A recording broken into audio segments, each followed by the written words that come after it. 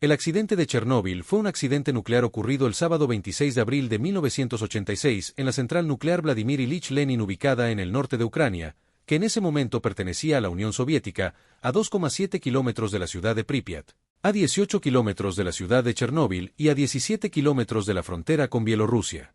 Es considerado el peor accidente nuclear de la historia, y junto con el accidente nuclear de Fukushima y en Japón en 2011, como el más grave en la escala internacional de sucesos nucleares accidente mayor, nivel 7.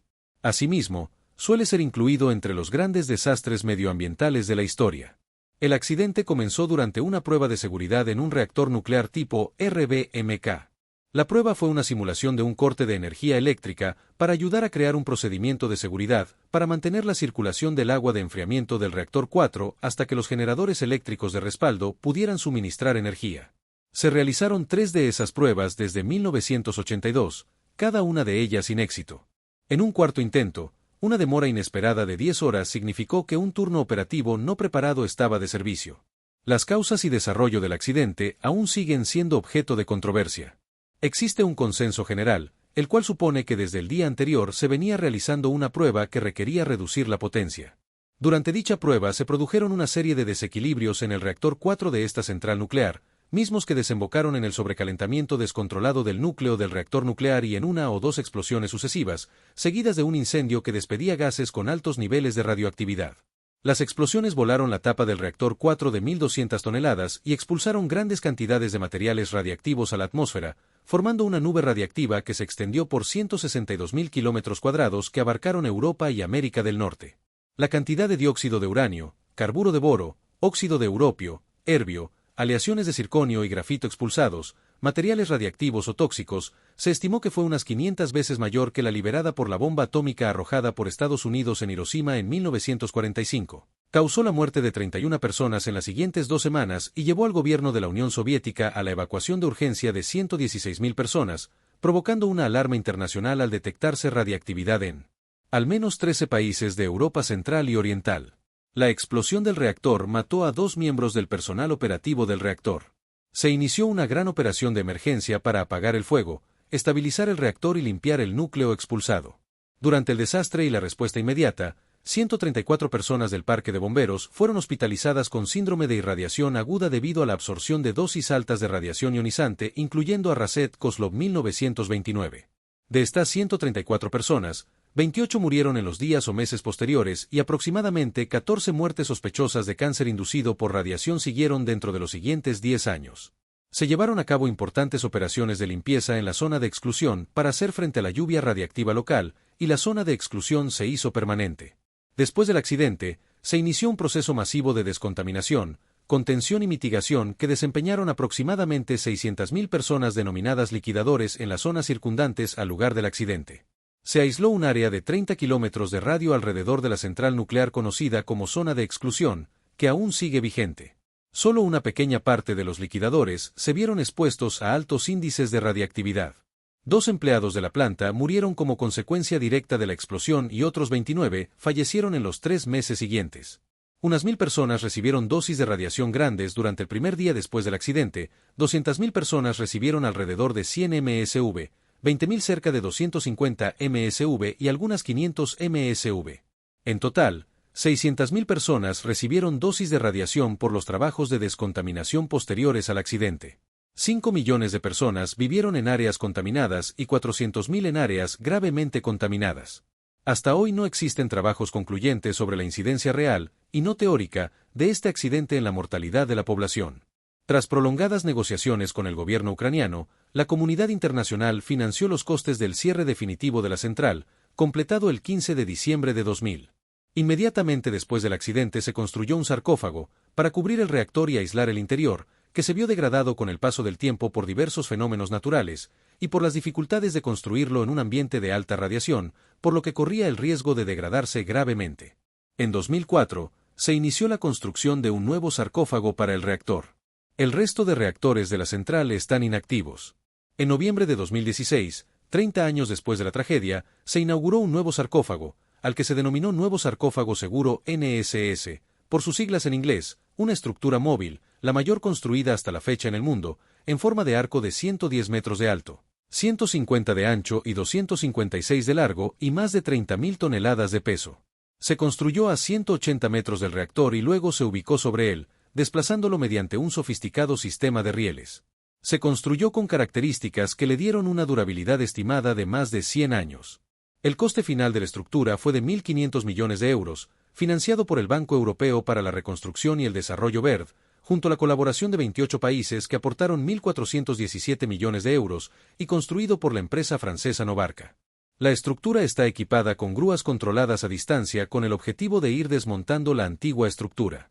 La central nuclear. La central nuclear de Chernóbil se encuentra en Ucrania, 18 kilómetros al noroeste de la ciudad de Chernóbil, a 16 kilómetros de la frontera entre Bielorrusia y Ucrania y 110 kilómetros al norte de la capital de Ucrania, Kiev. La planta tenía 4 reactores RBMK-1000 con capacidad para producir 1.000 megavatios cada uno. Entre los años 1977 y 1983 se pusieron en marcha progresivamente los 4 primeros reactores. El accidente frustró la terminación de otros 2 que estaban en construcción. El diseño de estos reactores no cumplía los requisitos de seguridad que en esas fechas ya se imponían a todos los reactores nucleares de uso civil en Occidente. El más importante de ellos es que carecían de un edificio de contención adecuado, si es que poseían uno. Los reactores 1 y 2 de Chernóbil carecían de edificios de contención, mientras que los reactores 3 y 4 se hallaban dentro del llamado blindaje biológico superior. El núcleo del reactor estaba compuesto por un inmenso cilindro de grafito de 1.700 toneladas, dentro del cual 1.661 huecos cilíndricos resistentes a la presión alojaban 190 toneladas de dióxido de uranio en forma de barras cilíndricas, y dentro de los otros 211 se hallaban las barras de control de boro. Por estos tubos circulaba agua pura a alta presión que, al calentarse por la reacción nuclear, proporcionaba vapor a la turbina de vapor de rueda libre. Entre estos conductos de combustible se encontraban 180 tubos, denominados barras de control y compuestos por grafito y boro, que ayudaban a controlar la reacción nuclear en cadena dentro del núcleo del reactor mediante su deslizamiento. El accidente.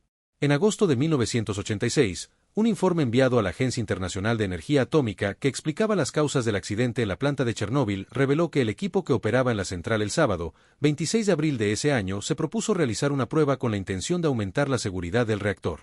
Para ello, deberían averiguar durante cuánto tiempo continuaría generando energía eléctrica la turbina de vapor después de una pérdida del suministro de energía eléctrica principal del reactor.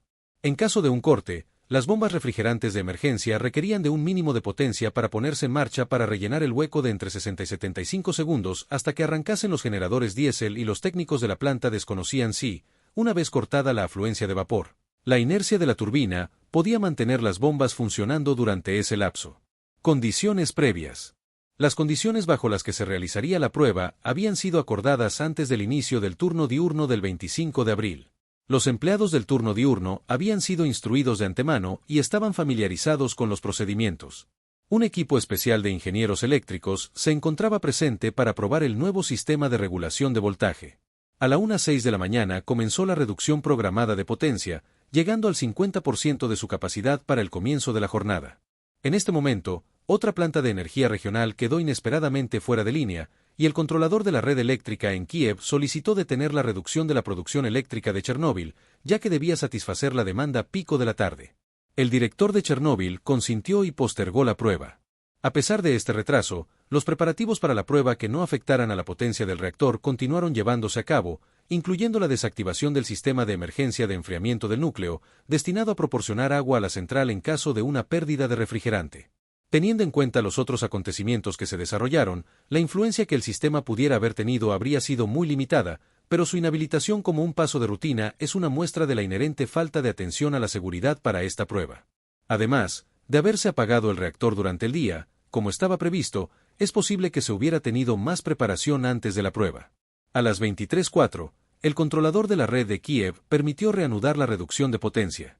El retraso tuvo graves consecuencias. Los empleados del turno diurno se habían ido hacía bastante tiempo, y el turno vespertino también se disponía a salir. El turno nocturno no se haría cargo hasta la medianoche. Según el plan original, la prueba debería haber concluido durante el día y el turno nocturno solo habría tenido que monitorizar el calor restante. El turno nocturno disponía de muy poco tiempo para llevar a cabo el experimento, y durante el cambio de turno se redujo la potencia aún más. Alexandr Akimov era el jefe del turno nocturno y Leonid Toptunov era el encargado del régimen operacional del reactor. El programa establecía una reducción de potencia del reactor 4 a un nivel de entre 700 y 1000 megavatios, al que se llegó a las 05 del 26 de abril. Sin embargo, debido a la producción natural de xenón 135, un gas muy absorbente de neutrones, la potencia continuó disminuyendo aún sin acción por parte del operador, un proceso conocido como envenenamiento por xenón. Con la potencia sobre los 500 megavatios, Toptunov insertó por error las barras de control demasiado rápido. Esta combinación de factores provocó que la potencia cayera a 30 megavatios, alrededor del 5% de la estipulada como segura para el experimento. El personal de la sala de control decidió aumentar la potencia desactivando el sistema automático que movía las barras de control y elevándolas manualmente hasta el tope. Tras varios minutos, la potencia se estabilizó entre los 160 y 200 megavatios. La caída inicial, sumada al funcionamiento a un nivel por debajo de los 200 megavatios, condujo al envenenamiento por xenón. Esto impidió aumentar la potencia y, para contrarrestarlo, se debieron extraer más barras de control. El funcionamiento a baja potencia y la presencia de xenón 135 fueron acompañados por inestabilidad en la temperatura del núcleo, el flujo de refrigerante y, posiblemente, por inestabilidad en el flujo de neutrones, lo que disparó las alarmas. La sala de control recibió múltiples señales de emergencia relacionadas con los niveles de los separadores de agua y vapor, a variaciones en la tasa de caudal de la alimentación de agua y a válvula de alivio de presión que se habían abierto para desviar vapor excesivo al condensador de una turbina. Entre la 035 y la 045, las alarmas sobre los parámetros termohidráulicos fueron ignoradas, aparentemente con el objetivo de mantener el nivel de potencia. Cuando finalmente se logró el nivel de potencia de 200 megavatios, se reanudó la preparación para el experimento. Como parte del plan, a la 1:05 se activaron bombas de agua adicionales, aumentando el caudal de agua. El incremento de la tasa de flujo de refrigerante a través del reactor produjo un aumento de la temperatura del refrigerante en la entrada del núcleo del reactor. El refrigerante ya no tiene tiempo suficiente para liberar su calor en la turbina y torres de refrigeración, que ahora se aproximó más a la temperatura de ebullición del agua, reduciendo el margen de seguridad. El caudal excedió el límite permitido a la 1:19, haciendo saltar una alarma de baja presión de vapor en los separadores. Simultáneamente, el flujo de agua adicional disminuyó la temperatura general del núcleo y redujo los huecos de vapor existentes en el núcleo y los separadores de vapor. Dado que el agua puede absorber débilmente los neutrones y la mayor densidad del agua líquida la convierte en un mejor absorbente que el vapor, encender las bombas adicionales disminuyó aún más la potencia del reactor. Los operadores respondieron apagando 2 de las bombas de circulación para reducir el caudal de alimentación de agua para aumentar la presión de vapor, y retirando manualmente aún más barras de control para mantener la potencia. Todas estas acciones llevaron a una configuración del reactor extremadamente inestable. De las 211 barras de control que tenía el reactor, casi todas fueron retiradas manualmente, todas menos 8 del mínimo de 30 barras de accionamiento manual que debían permanecer totalmente insertadas para controlar el reactor incluso en el caso de una pérdida de refrigerante. Si bien el apagado de emergencia aún podía ser activado manualmente a través del botón A5 Defensa de Emergencia Rápida 5, el sistema automático que podía hacer lo mismo había sido inhabilitado para mantener el nivel de potencia. Estas acciones constituyeron graves violaciones al Reglamento de Seguridad Nuclear de la Unión Soviética.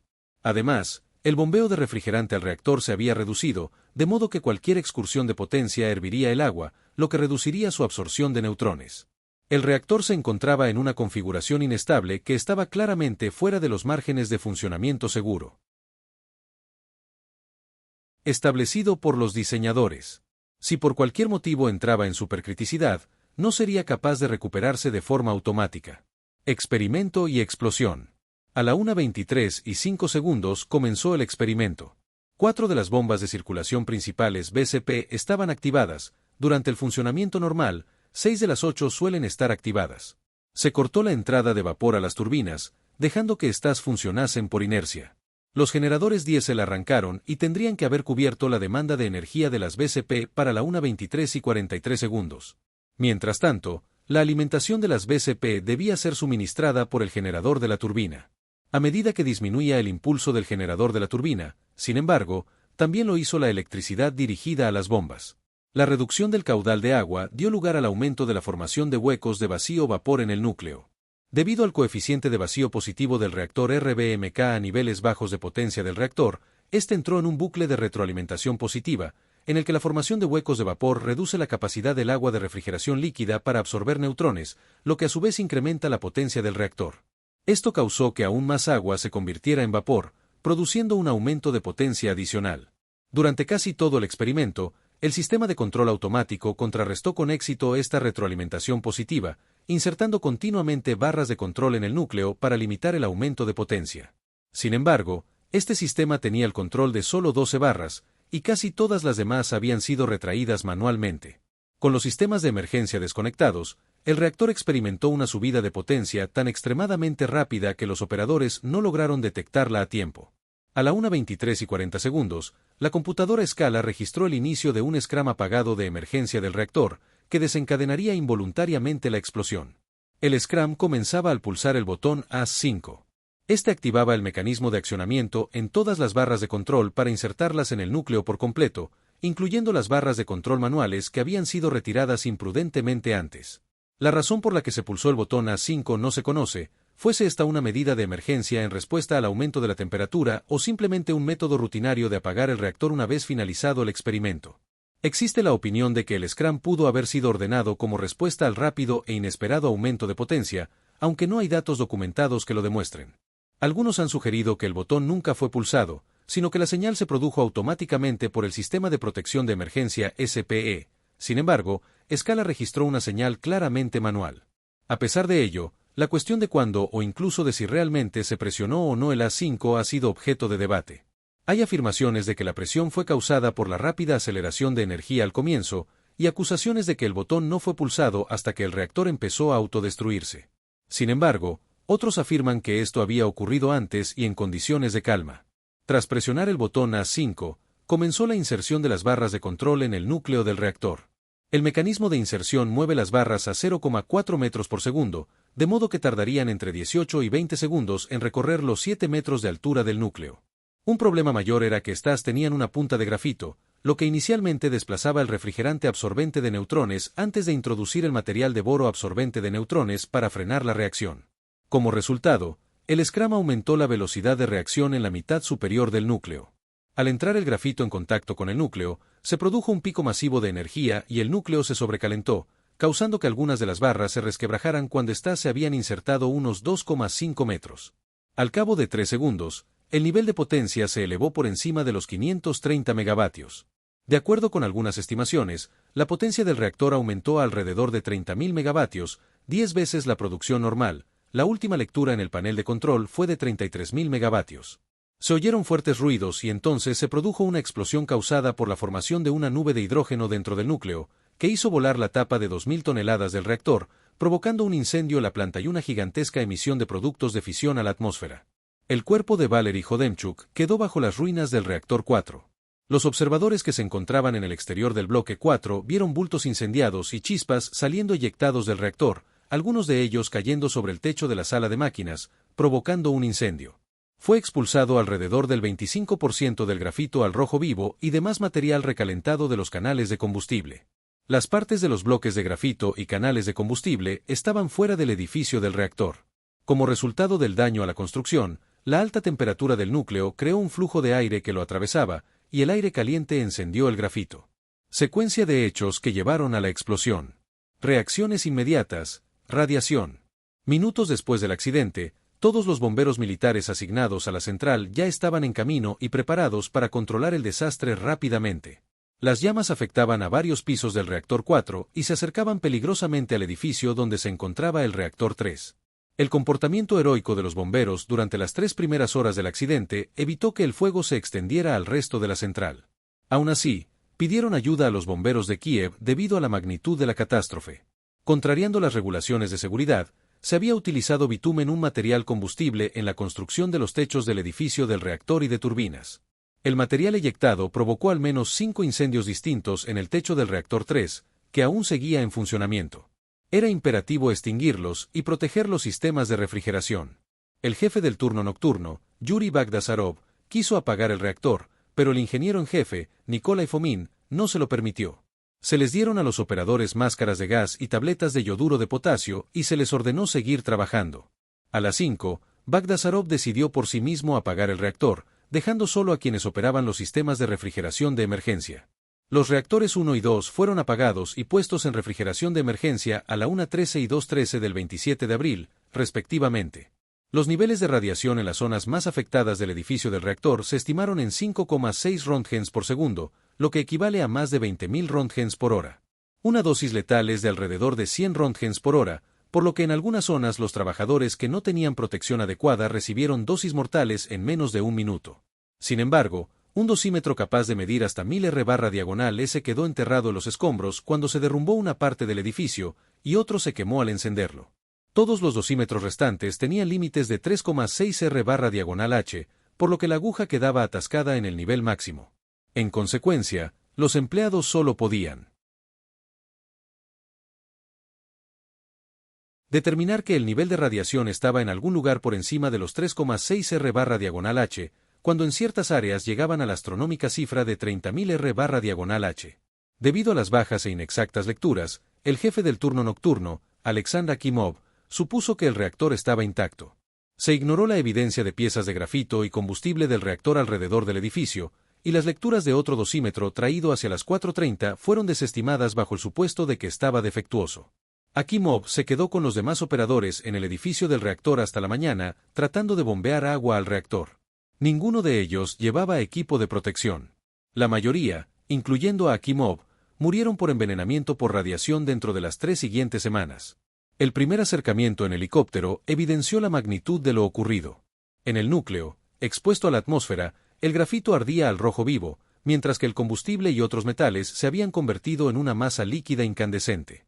La temperatura alcanzaba los 2500 grados centígrados, e impulsaba el humo radiactivo en un efecto chimenea a una altura considerable. Mientras tanto, se estableció el control permanente de la radiación en Pripyat, que para la tarde del 26 de abril era de unas 600.000 veces el fondo natural. Por otro lado, en la base de la planta las lecturas arrojaron 2080 röntgens. Un ser humano tardaría 15 minutos en absorber la dosis letal. 2 días después, había 18 heridos muy graves y 156 heridos con lesiones de consideración producidas por la radiación. Todavía no había una cifra del número de muertos, pero en un accidente nuclear aumenta día tras día la lista de víctimas hasta pasados muchos años. Evacuación. Al mismo tiempo, los responsables de la región comenzaron a preparar la evacuación de la ciudad de Pripyat y de un radio de 10 kilómetros alrededor de la planta. Esta primera evacuación comenzó de forma masiva 36 horas después del accidente y fue concluida 3 horas y media después. La evacuación de Chernóbil y de un radio de 30 kilómetros se llevó a cabo el 2 de mayo. Para entonces ya había más de 1000 afectados por lesiones agudas producidas por la radiación. Varios helicópteros del ejército soviético se prepararon para arrojar sobre el núcleo una mezcla de materiales que consistía en arena, arcilla, plomo, dolomita y boro. El boro, absorbente de neutrones, evitaría que se produjera una reacción en cadena. El plomo estaba destinado a contener la radiación gamma, la dolomita serviría como una fuente de dióxido de carbono que ahogaría al fuego, y la arena y la arcilla mantendrían la mezcla unida y homogénea, impidiendo la liberación de partículas. Al finalizar las misiones el 13 de mayo, se habían realizado 1800 vuelos y arrojado al núcleo unas 5000 t de materiales. Más tarde se comprobaría que ninguna había dado en el blanco, sino que destruyó aún más lo que quedaba de la estructura original del blindaje biológico superior y contribuyó a la liberación de radionucleidos. Comenzó entonces la construcción de un túnel por debajo del reactor accidentado con el objetivo inicial de implantar un sistema de refrigeración para enfriar el reactor. Este túnel, así como gran parte de las tareas de limpieza de material altamente radiactivo, fue excavado por jóvenes de entre 20 y 30 años, reservistas del ejército soviético. Finalmente, jamás se implantó el sistema de refrigeración y el túnel fue rellenado con hormigón para afianzar el terreno y evitar que el núcleo se hundiera en las capas subterráneas debido al peso de los materiales arrojados y tocara el agua de los depósitos subterráneos. En 1 mes y 4 días se terminó el túnel, y se inició el levantamiento de una estructura denominada sarcófago, que envolvería al reactor y lo aislaría del exterior. Las obras duraron 206 días. Evidencias en el exterior de la URSS. Las evidencias iniciales de que un grave escape de material radiactivo había ocurrido en Chernóbil no vinieron de las autoridades soviéticas, sino de Suecia, donde el 27 de abril se encontraron partículas radiactivas en las ropas de los trabajadores de la central nuclear de Forsmark a unos 1100 km de la central de Chernóbil. Los investigadores suecos, después de determinar que no había escapes en la central sueca, dedujeron que la radiactividad debía provenir de la zona fronteriza entre Ucrania y Bielorrusia, dados los vientos dominantes en aquellos días. Mediciones similares se fueron sucediendo en Finlandia y Alemania, lo que permitió al resto del mundo conocer en parte el alcance del desastre. En la noche del lunes, 28 de abril, Durante la emisión del programa de noticias Vremya de la emisora de televisión oficial, la presentadora leyó un escueto comunicado: ha ocurrido un accidente en la central de energía de Chernóbil y uno de los reactores resultó dañado. Están tomándose medidas para eliminar las consecuencias del accidente. Se está asistiendo a las personas afectadas. Se ha designado una comisión del gobierno. Los dirigentes de la Unión Soviética habían tomado la decisión política de no dar más detalles. Sin embargo, ante la evidencia, el 14 de mayo el secretario general Mikhail Gorbachov decidió leer un extenso y tardío pero sincero informe en el que reconocía la magnitud de la terrible tragedia. Sin embargo, la prensa internacional manifestó que el informe dado por las autoridades soviéticas minimizaba la magnitud del accidente y deseaba encubrir las posibilidades de efectos colaterales y secundarios que arrojaría al mundo una catástrofe nuclear de esa magnitud y que empezaban a ser evidentes en todo el mundo, y sobre todo en Europa. Mucha de la información gráfica que se tiene del desastre proviene del entonces fotógrafo de la agencia Novosti con base en Kiev Igor Kostin, cuyas fotos mostraban el accidente en sus primeras fotos aéreas y después el rastro de radiación en la zona afectada. En ellas puede observarse también parte del procedimiento de tratado para intentar detener el desastre y cómo los liquidadores realizaban su trabajo exponiéndose a dosis altas de radiación, cuyas consecuencias el propio Kostin debió enfrentar en su salud posterior. Consecuencias. La explosión provocó la mayor catástrofe en la historia de la explotación civil de la energía nuclear. 31 personas murieron en el momento del accidente, alrededor de 135.000 personas tuvieron que ser evacuadas de los 155.000 kilómetros cuadrados afectados, permaneciendo extensas áreas deshabitadas durante muchos años al realizarse la reubicación posteriormente de otras 215.000 personas. La radiación se extendió a la mayor parte de Europa, permaneciendo los índices de radiactividad en las zonas cercanas en niveles peligrosos durante varios días. La estimación de los radionucleidos que se liberaron a la atmósfera se sitúa en torno al 3,5% del material procedente del combustible gastado, aproximadamente 6 toneladas de combustible fragmentado y el 100% de todos los gases nobles contenidos en el reactor. De los radioisótopos más representativos, la estimación del vertido es de 85 petabequerelios de cesio-137 y entre el 50 y el 60% del inventario total de 131, es decir, entre 1600 y 1920 petabequerelios. Estos dos son los radioisótopos más importantes desde el punto de vista radiológico, aunque el vertido incluía otros en proporciones menores, como 90 estereoradianes o 239 Pu. Efectos inmediatos: los efectos de la radiactividad en Europa. 200 personas fueron hospitalizadas inmediatamente, de las cuales 31 murieron, 28 de ellas debido a la exposición directa a la radiación. La mayoría eran bomberos y personal de rescate que participaban en los trabajos para controlar el accidente. Se estima que 135.000 personas fueron evacuadas de la zona, incluyendo a los alrededor de 50.000 habitantes de Pripyat. Para más información en cuanto al número de afectados, véanse las secciones siguientes. Las autoridades contaban con 2.700 autobuses, 15 barcos, 2 trenes y 300 camiones, sumado alrededor de 9.000 personas que se habían ido en sus vehículos particulares. Se previó la evacuación para unas 50.000 personas, pero el número real fue menor debido a que algunos ya habían abandonado la ciudad o se habían ido a otro lugar el fin de semana. Sin embargo, las autoridades informaron a la población de que no había necesidad de llevar nada consigo, excepto documentos y alimentos para el viaje, ya que regresarían a sus casas en 3 días. Según la fuente oficial de información, los vehículos de transporte fueron suficientes y la evacuación fue relativamente fácil. Los liquidadores recibieron dosis grandes de radiación. Según estimaciones soviéticas, entre 300.000 y 600.000 liquidadores trabajaron en las tareas de limpieza de la zona de evacuación de 30 kilómetros alrededor del reactor, pero parte de ellos entraron en la zona 2 años después del accidente. Las autoridades soviéticas comenzaron a evacuar la población de las cercanías de la central nuclear de Chernóbil 36 horas después del accidente. En mayo de 1986, aproximadamente un mes después del accidente, todos los habitantes que habían vivido en un radio de 30 kilómetros alrededor de la central habían sido desplazados. Sin embargo, la radiación afectó a una zona mucho mayor que el área evacuada. La contaminación de Chernóbil no se extendió uniformemente por las regiones adyacentes, sino que se repartió irregularmente en forma de bolsas radiactivas como pétalos de una flor, dependiendo de las condiciones meteorológicas. Informes de científicos soviéticos y occidentales indican que Bielorrusia recibió alrededor del 60% de la contaminación que cayó en la antigua Unión Soviética. El informe Torch 2006 afirma que la mitad de las partículas volátiles se depositaron fuera de Ucrania, Bielorrusia y Rusia. Una gran área de la Federación Rusa al sur de Briansk también resultó contaminada, al igual que zonas del noroeste de Ucrania. En Europa Occidental se tomaron diversas medidas al respecto, incluyendo restricciones a las importaciones de ciertos alimentos. En Francia se produjo una polémica cuando el Ministerio de Agricultura negó en mayo de 1986 que la contaminación radiactiva hubiese afectado a ese país, contradiciendo los datos de la propia administración francesa. Los medios de comunicación ridiculizaron rápidamente la teoría de que la nube radiactiva se hubiese detenido en las fronteras de Francia. Antes del accidente, el reactor contenía unas 190 toneladas de combustible nuclear. Se estima que más de la mitad del yodo y un tercio del cesio radiactivos contenidos en el reactor fue expulsado a la atmósfera. En total, alrededor del 3,5% del combustible escapó al medio ambiente.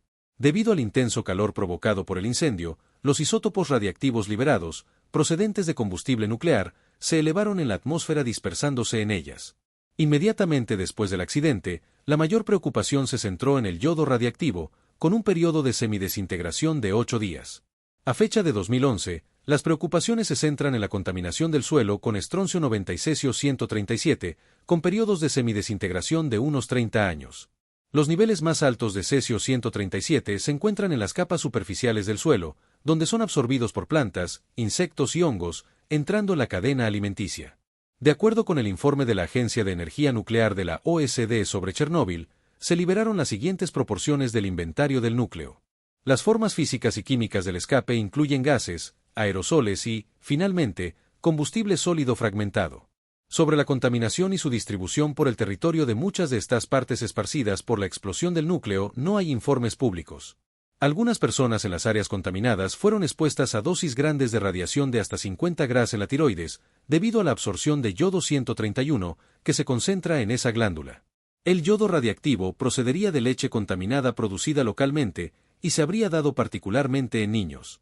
Varios estudios demuestran que la incidencia de cáncer de tiroides en Bielorrusia, Ucrania y Rusia se ha elevado enormemente.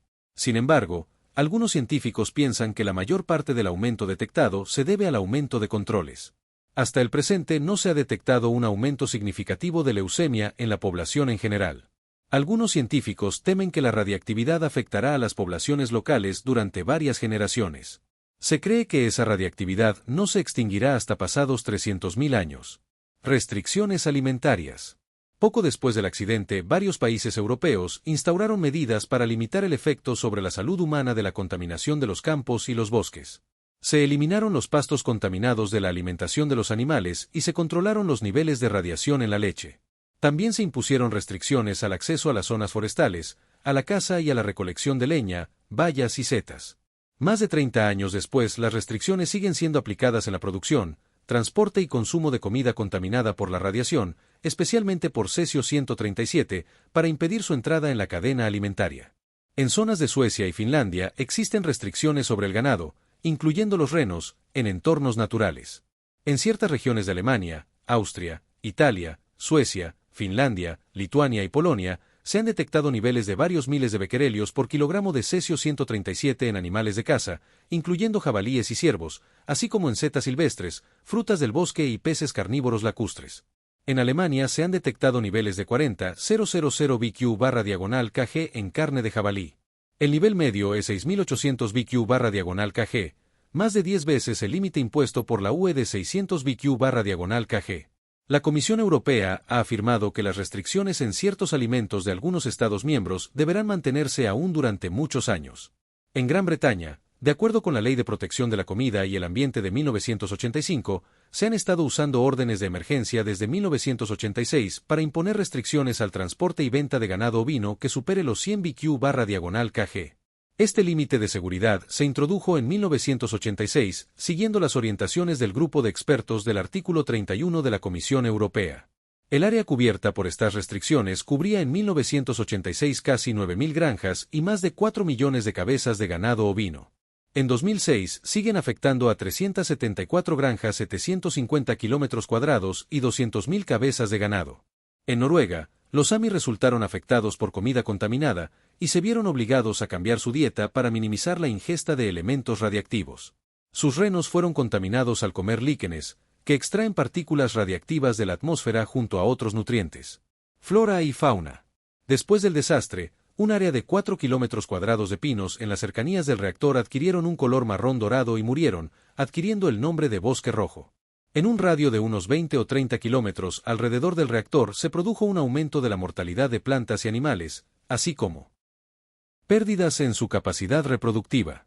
En los años posteriores al desastre, en la zona de exclusión abandonada por el ser humano ha florecido la vida salvaje.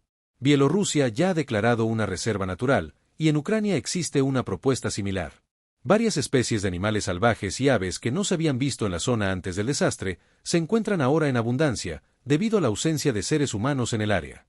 En un estudio de 1992 y 1993 de las especies cinegéticas de la zona, en un kilo de carne de corzo se llegaron a medir hasta cerca de 300.000 becquerelios de cesio-137.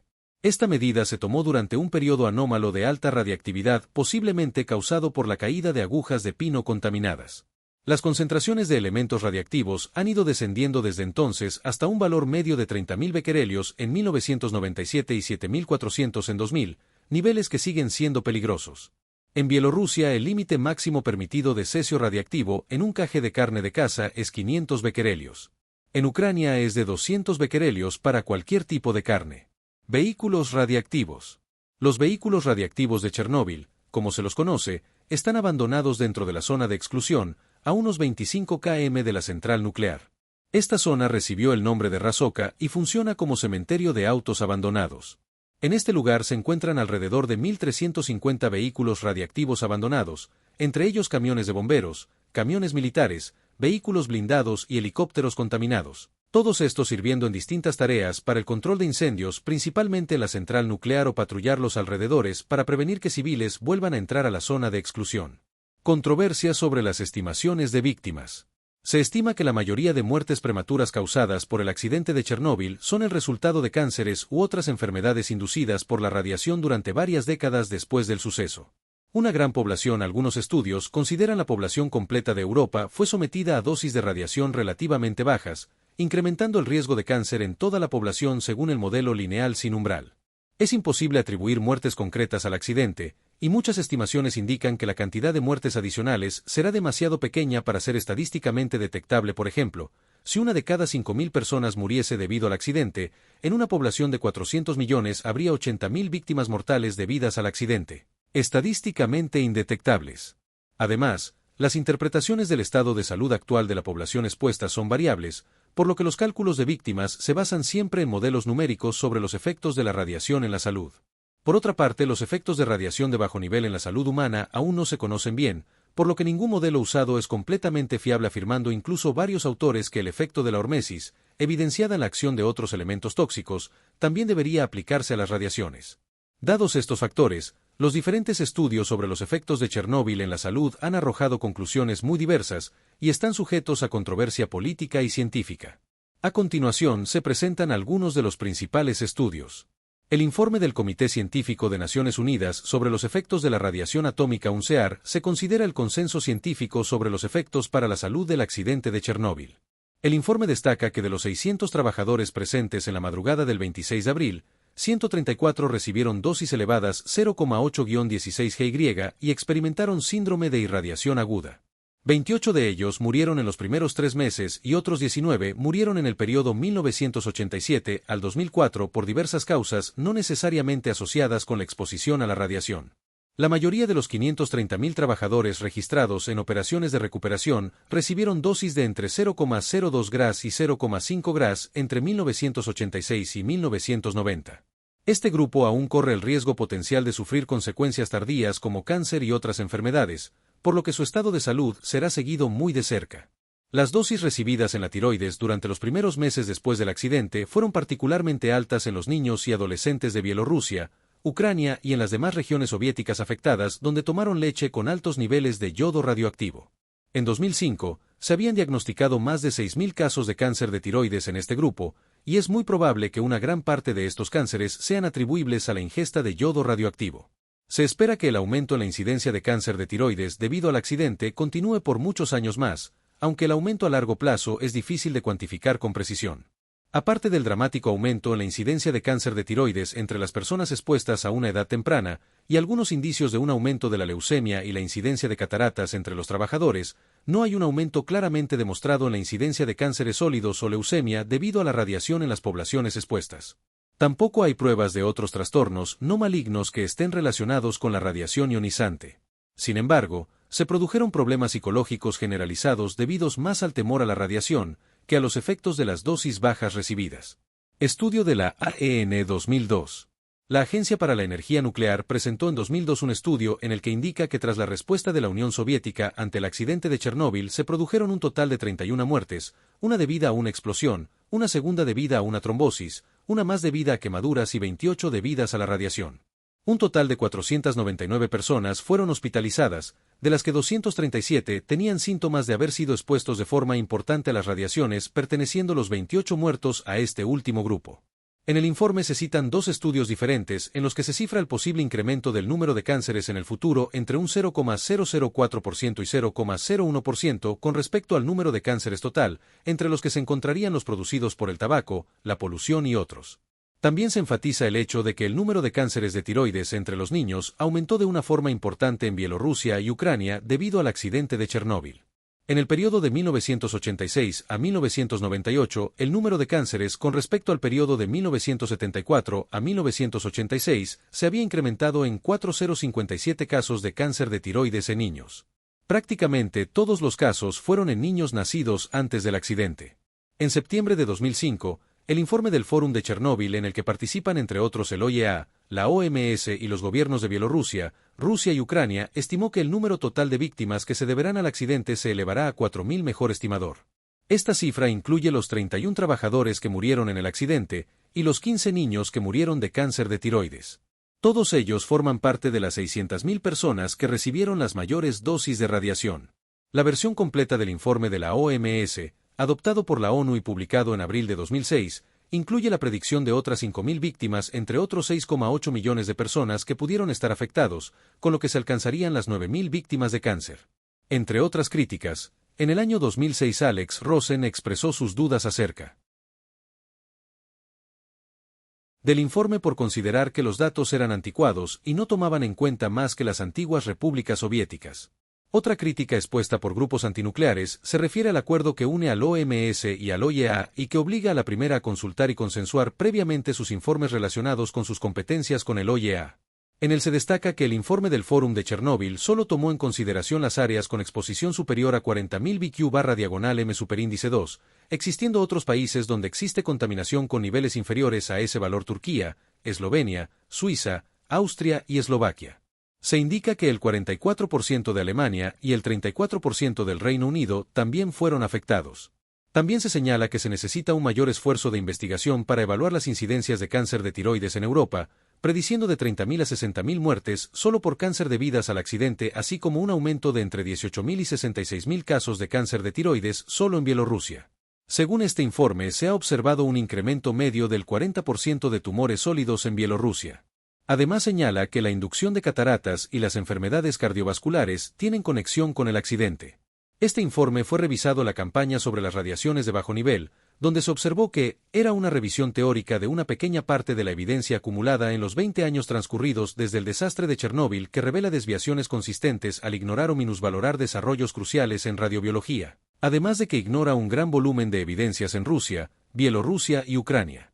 Informe de Greenpeace de 2006. En respuesta al informe del Fórum de Chernóbil, Greenpeace encargó un informe a un grupo, según esta organización, de 52 científicos de todo el mundo. En este informe se estima que se producirán alrededor de 270.000 casos de cáncer atribuibles a la precipitación radiactiva de Chernóbil, de los cuales probablemente alrededor de 93.000 serán mortales, pero también se afirma que las cifras publicadas más recientemente indican que solo en Bielorrusia, Rusia y Ucrania, el accidente podría ser responsable de 200.000 muertes adicionales en el periodo entre 1990 y 2004. La recopilación fue realizada por Alexei Yablokov, miembro de la Academia de Ciencias de Rusia y cofundador de Greenpeace Rusia, incluyendo varios artículos publicados originalmente en ruso y publicada posteriormente en inglés bajo el título Chernobyl: Consequences of the Catastrophe for People and the Environment en Annals of the New York Academy of Sciences, que declaró posteriormente que ni por su publicación la Academia valida las afirmaciones hechas en las publicaciones originales en idioma eslavo citadas en los artículos traducidos.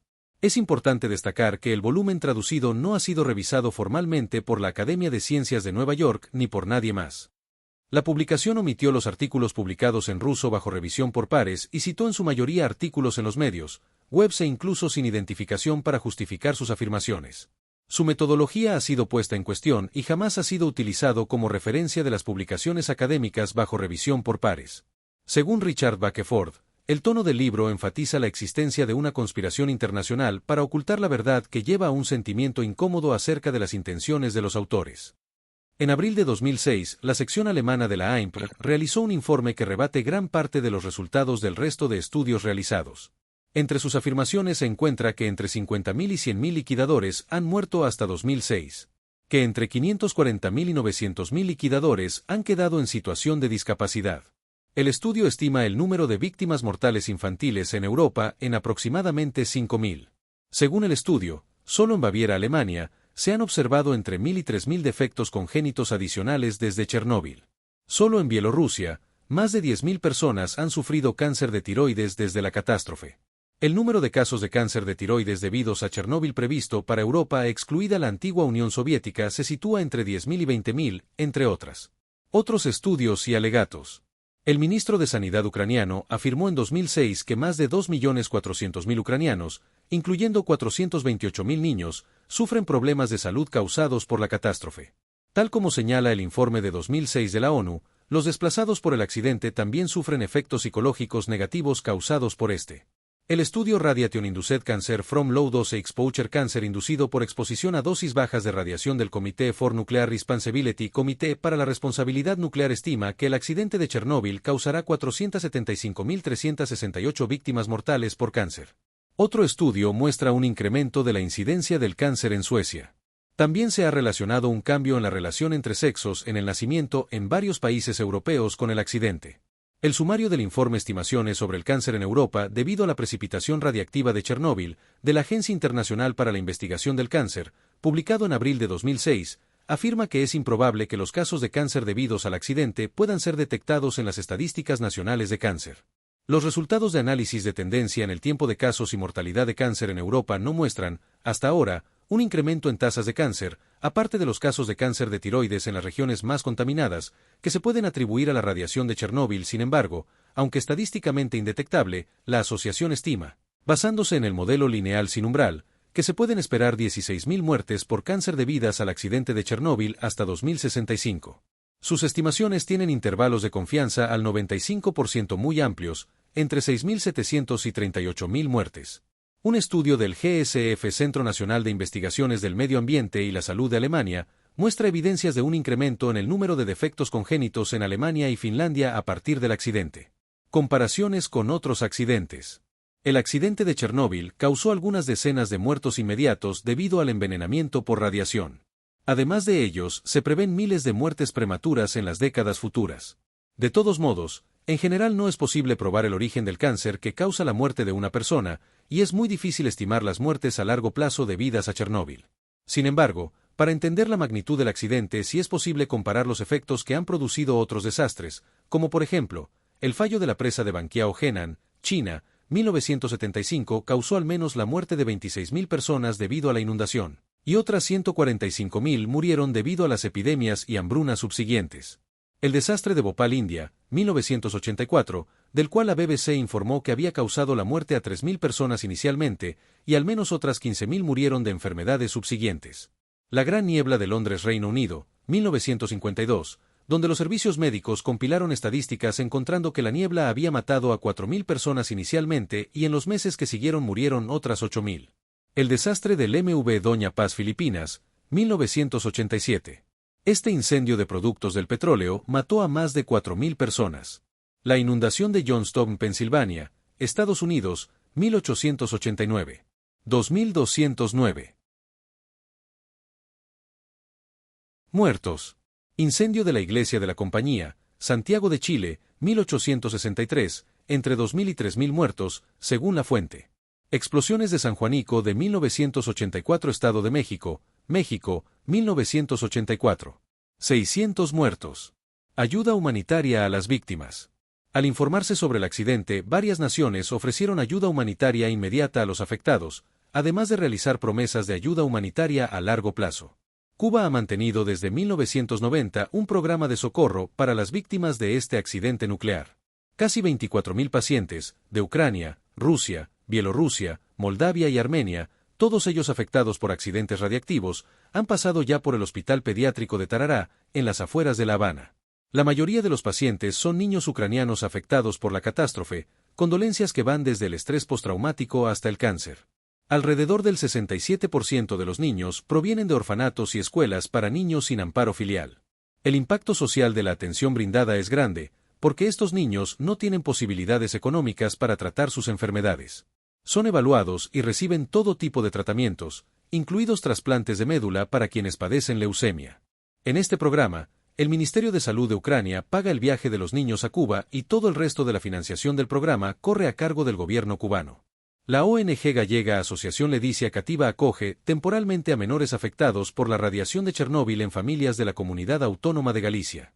La ONG castellano-leonesa Ven con Nosotros realiza un trabajo similar en las comunidades autónomas de Castilla y León, Madrid y Extremadura, Chernobyl el Cartea y Chernobyleco Umeac en el País Vasco, Arco Iris Solidario en Navarra y Familias Solidarias con el pueblo bielorruso en Murcia. También se creó el Chernobyl Children Project International, y otros países como Irlanda o Canadá también ayudaron a los niños afectados. Situación de la central nuclear desde 1995. Operación y cierre. Ucrania era en 1986 tan dependiente de la electricidad generada por la central de Chernóbil que la Unión Soviética tomó la decisión de continuar produciendo electricidad con los reactores no accidentados. Esta decisión se mantuvo después de que Ucrania obtuviese la independencia. Las autoridades tomaron varias medidas para modernizar la central y mejorar su seguridad. En diciembre de 1995, el G7 y Ucrania firmaron el llamado Memorándum de Ottawa, en el que Ucrania expresaba la voluntad de cerrar la central. A cambio, el G7 y la UE acordaron ayudar a Ucrania a obtener otras fuentes de electricidad, financiando la finalización de 2 nuevos reactores nucleares en Khmelnytsky y Rivne y ayudando a la construcción de un gasoducto y un oleoducto desde Turkmenistán y Kazajistán. En noviembre de 2000, la Comisión Europea comprometió 65 millones de euros para ayudar a Ucrania a adquirir electricidad durante el periodo provisional 2000 al 2003 mientras se construían nuevas centrales. El último reactor en funcionamiento fue apagado el 15 de diciembre de 2000, en una ceremonia en la que el presidente ucraniano Leonid Kuchma dio la orden directamente por teleconferencia. Con el paso del tiempo, el sarcófago construido en torno al reactor 4 justo después del accidente se ha ido degradando por el efecto de la radiación, el calor y la corrosión generada por los materiales contenidos, hasta el punto de existir un grave riesgo de derrumbe de la estructura, lo que podría tener consecuencias dramáticas para la población y el ambiente. El coste de construir una protección permanente que reduzca el riesgo de contaminación, cumpliendo todas las normas de contención de seguridad, fue calculado en 1998 en 768 millones de euros. Ucrania, incapaz de obtener esa financiación en el escaso tiempo disponible, solicitó ayuda internacional. Varias conferencias internacionales han reunido desde entonces los fondos necesarios, a pesar de que el presupuesto ha ido aumentando sensiblemente por culpa de la inflación. En 2004, los donantes habían depositado más de 700 millones de euros para su construcción. En total en esa fecha se habían donado cerca de 1.000 millones de euros para los proyectos de recuperación, y desde 2005 se llevaron a cabo los trabajos preparativos para la construcción de un sarcófago nuevo. El 23 de septiembre de 2007, el gobierno de Ucrania firmó un contrato con el consorcio francés Novarca para su construcción, la cual comenzó finalmente en abril de 2012 y cuya finalización estaba prevista para el verano de 2015. Se prevé que la construcción de este sarcófago en forma de arca permita evitar los problemas de escape de materiales radiactivos desde Chernóbil durante al menos 100 años. Se trata de una gigantesca estructura de acero con forma de arco ovalado de 190 metros de alto y 200 metros de ancho que cubrirá por completo la actual estructura del reactor y el combustible, así como los materiales de residuos radiactivos que desataron la tragedia en 1986. Y es que el reactor accidentado aún conserva el 95% de su material radiactivo original, y la exposición a las duras condiciones meteorológicas de la zona amenazan con nuevas fugas. Ucrania ha firmado otro contrato con la empresa estadounidense Holtec para construir un gran almacén que haga las funciones de vertedero donde guardar los residuos nucleares generados. Para ello se está construyendo en la propia central un centro de almacenamiento de residuos de alta actividad. El coste total del plan de ejecución del sistema de protección, del cual el nuevo sarcófago es el elemento más prominente, está estimado en 2.150 millones de euros. Solamente el coste del nuevo sarcófago se estimó en 1.500 millones de euros. En noviembre de 2016, 30 años después de la tragedia, se inauguró un nuevo sarcófago al que se denominó Nuevo Sarcófago Seguro NSC, por sus siglas en inglés, una estructura móvil, la mayor construida hasta la fecha en el mundo, en forma de arco de 110 metros de alto, 150 de ancho y 256 de largo y más de 30.000 toneladas. Se construyó a 180 metros del reactor y luego se ubicó sobre él mediante un sofisticado sistema de raíles. Se estima que tendrá una duración de más de 100 años. El coste final de la estructura fue de 1.500 millones de euros, financiado por el Banco Europeo de Reconstrucción y Desarrollo BERD, junto a la colaboración de 28 países que aportaron 1.417 millones de euros y construido por la empresa francesa Novarca. La estructura está equipada con grúas controladas a distancia con el objetivo de ir desmontando la antigua estructura. La nueva estructura permitirá desmantelar el sarcófago y extraer el material radiactivo. En 2023 se espera completar la destrucción de la vieja estructura, la tarea más delicada de todo el proyecto pues implica trabajar en el interior del reactor. Desplome del techo. El 12 de febrero de 2013, debido al peso de la nieve, parte del techo de la estructura cayó sobre la sección de turbinas. En la cultura popular. En 1986, la popular banda de rock argentino, Patricio Rey y sus Redonditos de Ricota, incluyó, en el poemario de la versión en vivo de la canción Jijiji, del álbum Octubre, referencias al accidente. Su autor, Carlos Indio Solari, lo hace a partir de la creación de un personaje de ficción, Olga Sudorova, que, se infiere, es víctima de las consecuencias inmediatas del siniestro. Olga Sudorova. Vodka de Chernóbil. Pobre la Olga, crepó, relata la letra.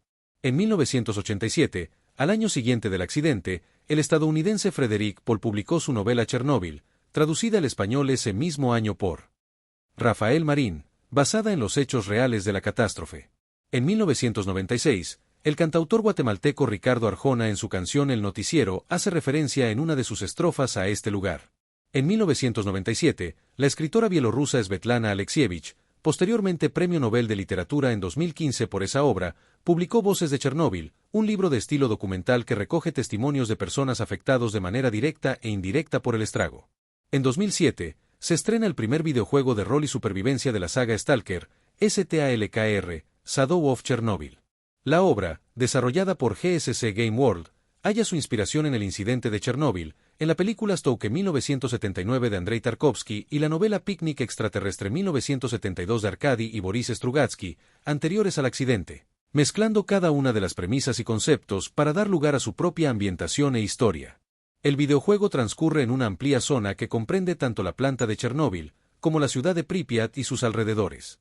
En 2011, la película Transformers, El lado oscuro de la luna, el accidente de Chernóbil fue a causa de una parte de un motor del Arca, nave estrellada en la década de los 60, no por un accidente humano.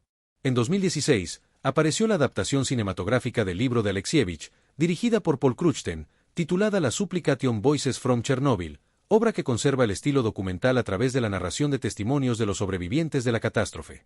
En 2019, el canal HBO emitió una miniserie en 5 capítulos titulada Chernóbil, reconstruyendo los hechos que se sucedieron desde el momento de la explosión, a través de las acciones de dos personajes históricos, Valery Legasov y Boris Chervina.